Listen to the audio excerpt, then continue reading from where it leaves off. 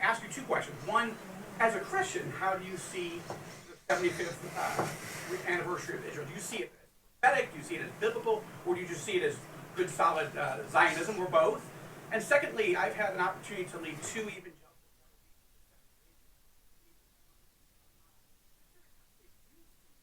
pathway forward for an Israeli-Saudi peace treaty.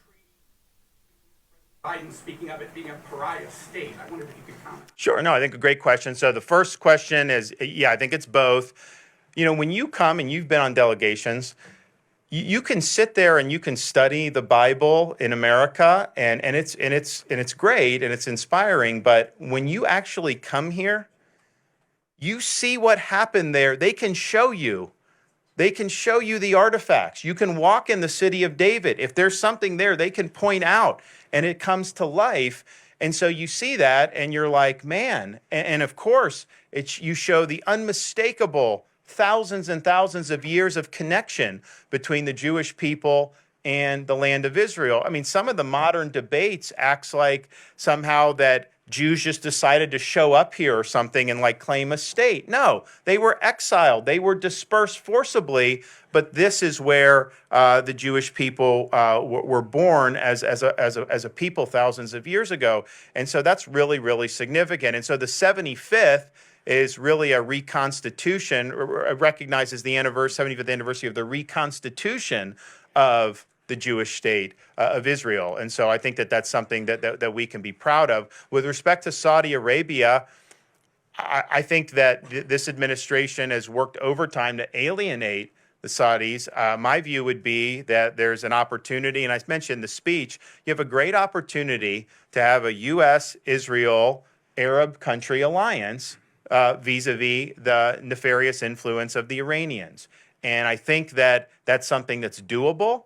But I think that that's something that you got to work for. And absolutely, I think with proper policy and proper relations, you could see Saudi Arabia recognize the existence of Israel. Who would have thought that that would have been anything that anyone could have talked about even 10 years ago?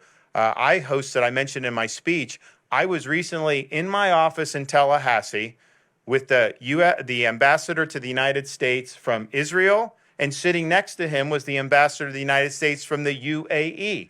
That would not have been something that would have been possible even 5 or 6 years ago. And yet there they are. And if you listened, they were basically focusing on how you move forward in a way that is stressing common interest.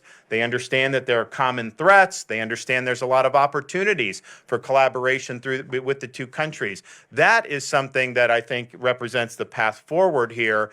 And I would hope that the administration would try to get. Those Abraham Accords were historic. I think that they were incredibly positive. It gave great momentum to things that are happening in the Middle East. And part of it is because, the Trump administration got out of the Iran deal. That sent a great signal to the Sunni Arab states. I also think that moving the embassy helped get us the Abraham Accords. And people say, well, how do you think that? They didn't want the embassy in Jerusalem. They didn't. But I think when America shows strength and resolve, people in this region really respect that. And I think that was part of what happened. So.